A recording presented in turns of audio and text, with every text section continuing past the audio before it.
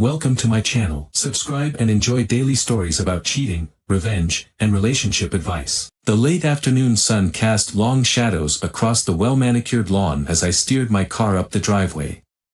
The familiar sight of our home, with its ivy-clad walls and warm, inviting glow, filled me with a sense of comfort and anticipation. After a decade of marriage to Emma, I still felt a thrill at the prospect of our evenings together, particularly when it involved her cooking. Tonight, however, there was an added curiosity. Emma had invited her new boss, Tom, over for dinner. The stories I'd heard about him from Emma had piqued my interest, particularly given the string of previous bosses who had left under less than ideal circumstances. I parked the car, took a deep breath, and made my way to the front door. The smell of garlic and roasted herbs wafted through the air, promising another one of Emma's incredible meals. I opened the door, and as usual, the house felt like an extension of our relationship, warm, welcoming, and full of life. "John, you're just in time," Emma called out from the kitchen, her voice filled with the cheerful enthusiasm I'd come to adore. Her presence was a comforting constant in my life, and I could see her busying herself with the final touches on dinner. I walked into the dining room, and there he was, Tom. He stood near the table, holding a glass of red wine, which he was swirling with a practiced hand. His appearance was impeccable, a sharp suit and a well-groomed look that spoke of confidence and a certain aloofness. He looked up as I entered, his smile somewhat insincere. "Tom, this is my husband, John," Emma said, her smile never faltering as she made the introduction. "John, meet Tom." "Nice to meet you, Tom," I said, extending my hand. I noticed Tom's handshake was firm but slightly too long, as if he was trying to gauge me. "Pleasure, John," Tom replied, his eyes lingering a moment longer than necessary. "I've heard so much about you." Emma stepped in, her eyes dancing with excitement. "Why don't we all sit down? I've made one of your favorites, John, spaghetti carbonara." As we took our seats, the conversation began to flow. Tom was engaging but overly polished, his remarks peppered with a veneer of charm that felt slightly rehearsed. I watched as Emma served the first course, her movements fluid and graceful. She had always had a knack for making everyone feel at ease, though I couldn't shake the feeling that Tom's charm was hiding something beneath. "So, Tom," I began, trying to break the ice, "how are you finding the transition to your new role?" Tom took a sip of his wine, setting the glass down with a practiced ease.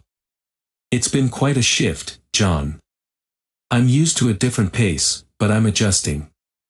Emma's been very helpful in smoothing out the process. Emma beamed, clearly pleased with the compliment. "Tom's been a great addition to the team. We're all very lucky to have him." I noted Tom's casual demeanor as he glanced around the room, his eyes settling momentarily on Emma before returning to me. There was something unsettling about the way he looked at her, an overstepping familiarity that didn't sit well with me. After dinner, as we relaxed with coffee and dessert, I decided to take Tom aside to chat privately. I wanted to know more about the man who seemed to have a knack for appearing just a bit too polished. Emma caught my eye and gave me a small, reassuring nod. She knew I was curious and perhaps a bit concerned. As the evening wore on, I was left with a nagging feeling that I needed to find out more about Tom. There was something about him that didn't quite add up, and I was determined to get to the bottom of it before the night was through. After dinner, as Emma and Tom chatted animatedly about work and future projects, I excused myself and made my way to the study. I had noticed Tom's subtle glances and inappropriate comments during the evening, and something about his demeanor unsettled me. I needed to address it directly, away from the dinner table and Emma's watchful eyes. The study was a small, cozy room lined with bookshelves and a large mahogany desk. I found Tom seated behind the desk, sifting through a few papers. He looked up as I entered, a hint of surprise on his face. "John, is everything all right?" Tom asked, his voice smooth but laced with an edge of curiosity. I closed the door behind me and took a seat in the chair opposite him. "I wanted to have a word with you, Tom. It's come to my attention that you've made some comments tonight that were, frankly, inappropriate." Tom's eyebrows knitted together in confusion. Inappropriate? I don't follow. I leaned forward slightly, trying to keep my voice steady. Earlier this evening, you made a remark about how it's easy to see why Emma is so appealing. I don't appreciate those kinds of comments, especially given the context. Tom's face reddened slightly. He shifted in his seat, clearly uncomfortable. I didn't mean anything by it. It was just a compliment. I wasn't trying to overstep any boundaries. Compliments are one thing, I said, my tone firm, but when they cross the line into something more suggestive, that's where I draw the line. Emma is my wife, and she deserves respect. Tom's expression hardened, and he leaned back in his chair, trying to regain his composure. I'm a bit taken aback by this, John. I didn't realize you'd be so protective. I'm not just protective, Tom. I've had experiences that have taught me to take threats seriously. I used to be an army sniper, so I've seen and dealt with situations that require a certain level of seriousness. I paused, letting my words sink in. If you think you can come into our home and behave inappropriately without consequences, you're mistaken. Tom's eyes widened slightly, and he swallowed hard. Look, I'm sorry if I overstepped. It wasn't my intention to make anyone uncomfortable. Good, I said, nodding. Let's keep it that way.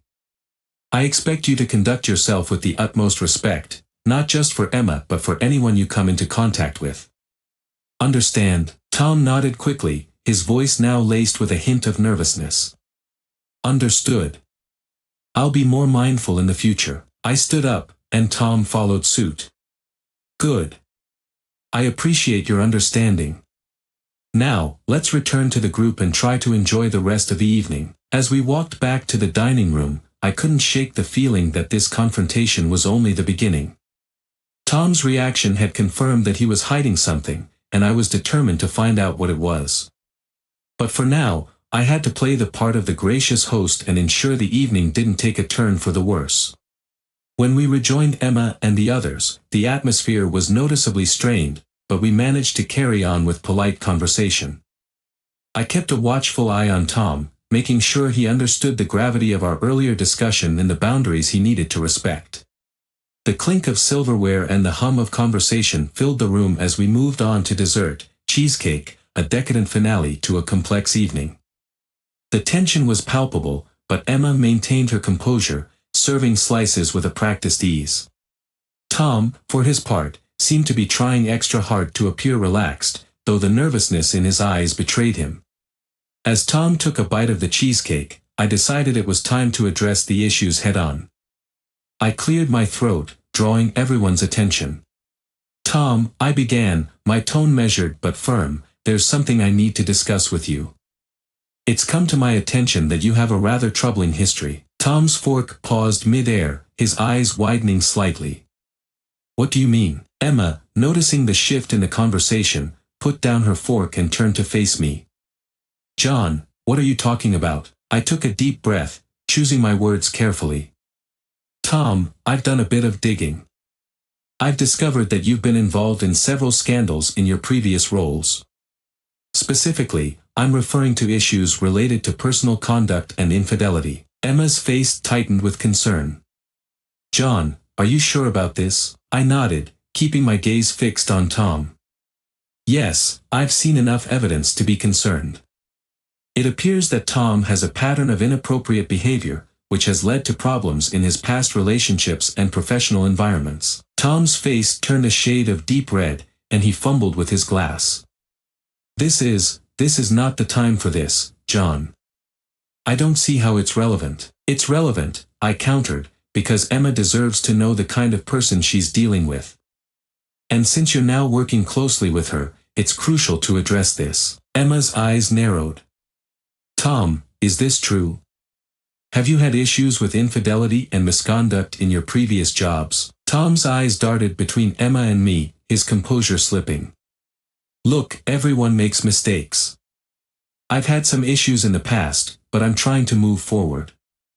I'm a different person now. Emma leaned forward, her voice steady but resolute.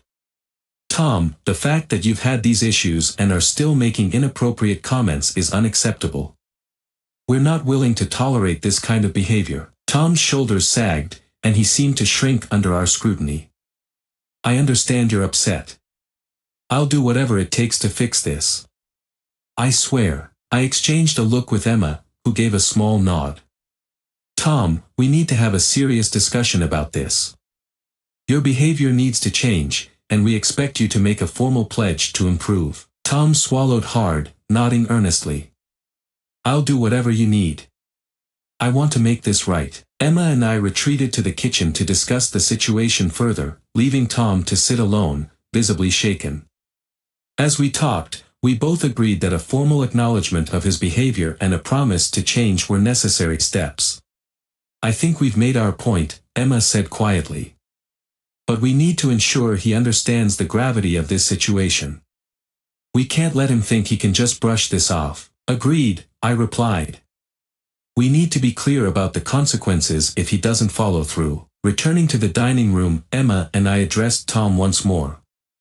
Tom, we appreciate your willingness to make amends. However, we need a formal pledge from you. You must show genuine respect and change your behavior, or there will be serious repercussions. Tom nodded vigorously, his expression a mixture of fear and determination. I understand. I'll change. I promise. With that, the evening drew to a close.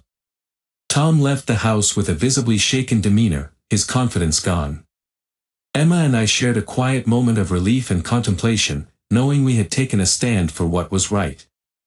As we enjoyed the last of the cheesecake, we felt a renewed sense of unity and purpose. The night had been challenging, but we faced it together, reaffirming our commitment to each other and our values. As Tom made his hurried exit, the door closed behind him with a decisive click. Emma and I stood in the quiet of the now dimly lit dining room, the tension from the evening slowly ebbing away. We exchanged a glance, a mixture of relief and contemplation in our eyes. The confrontation had been intense, but it was necessary to set clear boundaries and expectations. Emma took a deep breath and turned to me. John, I think we handled that well. But it's important that Tom truly understands the gravity of his actions. I nodded, feeling a sense of resolve. Absolutely. We needed to make it clear that respect isn't negotiable. He's had a history of making mistakes, and we can't allow him to repeat them here. We moved back to the kitchen, where Emma began clearing the table, her movements methodical. I helped, both of us working in companionable silence for a few minutes before I broke it. I think we should call him tomorrow, I suggested. Reiterate the points we made tonight and get a formal acknowledgement of his commitment to change. Emma paused, placing a serving dish in the sink. That's a good idea. It'll ensure that he's serious about his pledge and not just saying what he thinks we want to hear. After tidying up, we settled into the living room, the remnants of the evening's tension giving way to a more relaxed atmosphere. Emma poured us each a glass of wine, and we took a moment to unwind. I have to admit, Emma said, taking a sip, I'm glad we addressed it. It was uncomfortable, but it was necessary. I agree, I replied. It's not easy confronting someone, especially in a social setting. But it's important to stand up for what's right. Emma smiled, her eyes softening as she looked at me. I'm glad we did it together. It reminds me of why we've made it this far, because we're a team. We clinked our glasses together in a quiet toast to our partnership and the strength it provided. The weight of the evening's events seemed to lift as we talked about our plans for the coming weeks and our hopes for the future. A short while later, Emma's phone buzzed with a message. She glanced at it and then looked at me, her expression thoughtful. It's Tom. He sent an apology message, reaffirming his commitment to change and asking for a chance to prove himself. I took the phone from her and read the message, which was heartfelt and contrite. Looks like he's taking this seriously. It's a step in the right direction. Emma nodded. Let's give him the chance to follow through on his promise. But we'll keep a close watch. We can't let our guard down. As the night wound down, Emma and I settled into our usual routine of relaxing on the couch, enjoying each other's company. We watched a movie and laughed together, finding solace in the normalcy of our evening despite the earlier drama. The final moments of the day were spent savoring the cheesecake, rich and creamy, a sweet end to a challenging night. As we enjoyed our dessert, I felt a renewed sense of appreciation for Emma and the strength of our relationship.